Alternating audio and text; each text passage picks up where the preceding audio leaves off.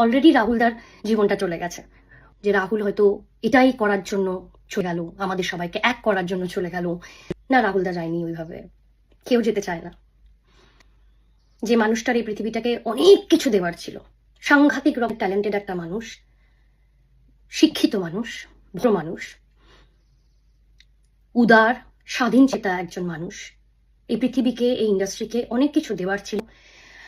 সেই মানুষটা নিজে চলে গিয়ে ওপর থেকে খুব খুশি কিছু হবে না, এবং সেই মানুষটার বাড়ির লোক, তার সন্তান, তার মা, তারা কেউই ভাবছেন না, বিশ্বাস করুন, যে যে আমার ছেলে চলে গিয়ে এত বড় কিছু একটা হলো।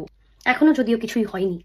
তাই যদি সত্যি করেই রাহুলদার এই চলে যাওয়াটাকে আমাদেরকে মনে রাখতে হয়, সত্যি করেই যদি এই চলে যাওয়াটাকে ক্ষোভের সাথে, অসহায়তার সাথে, প্রতি মুহূর্তে, প্রতি বছর, বছরের পর বছর, সারা জীবন যদি সম্মান করতে হয়, তাহলে সেই কথাগুলোকেও সম্মান করতে হবে, যে কথাগুলো আপনারা স্টুডিওতে বসে, টেকনিশিয়ান স্টুডিওতে বসে, আর্টিস্ট ফোরামের সামনে বসে, এতগুলো প্রেসের সামনে আপনারা বলেছেন।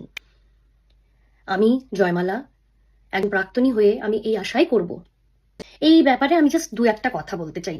আর্টিস্ট ফোরাম থেকে এবং ফেডারেশন থেকে সবাই এক হয়ে যে সিদ্ধান্তটা নিয়েছেন, যে যতদিন পর্যন্ত না কি হলো, কেন হলো না জানতে পারা যাচ্ছে, ততদিন পর্যন্ত, এবং সেটা যদি আজীবনকাল হয়, আজীবনকাল অবধি লীনা গঙ্গোপাধ্যায় এবং তার এখনকার প্রোডাকশন হাউস, এবং ভবিষ্যতে যদি তার অন্য কোনো নামে প্রোডাকশন হাউস হয়, সেই সমস্ত কিছুকে ন্যাশনালি বয়কট করা হবে। শুনে বেশ ভালো লাগছিল, এই ইউনিটি দেখে বেশ ভালো লাগছিল, বেশ উত্তেজিত হচ্ছিলাম। ঠিক তারপরেই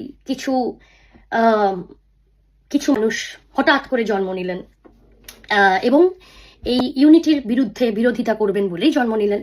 এবং এনাদেরকে আমরা সচরাচর কোনো ভালো কিছু প্রতিবাদে দেখতে পাই না, কিন্তু এনারা অন্যদের নাম করে নিজেদের আখেরটা গোছাতে খুব ভালোবাসেন।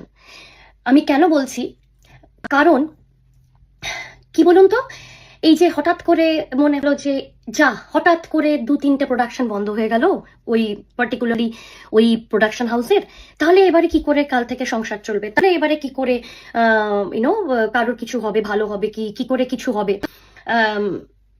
আমার কথা হচ্ছে যে কোনো লড়াই কখনো দেখেছেন যে খুব স্মুথলি হয়ে গেছে এবং তার পিছনে কাউকে কখনো চোখের জল, ঘাম বা জীবন দিতে হয়নি? আমি জীবনের কথা বলছিও না, আমি একদম চাইছি না যে এটার বিরুদ্ধে অলরেডি রাহুলদার জীবনটা চলে গেছে। গোষ্ঠীগত প্রতিবাদে যদি কালকে, আগামীকাল সত্যি করে আমাদের টালিগঞ্জ ইন্ডাস্ট্রি ভালো হয়, যে আমাদের আর্টিস্ট ফোরাম, আমাদের সকল টেকনিশিয়ানস, আমাদের ফেডারেশন সবাই মিলে যে সিদ্ধান্ত নিয়েছেন সেটা মেনে চলবেন, সেটার উপরে দাঁড়িয়ে থাকবেন, অটুট থাকবেন, এবং আপনাদের সবার বন্ধনও অটুট থাকবে।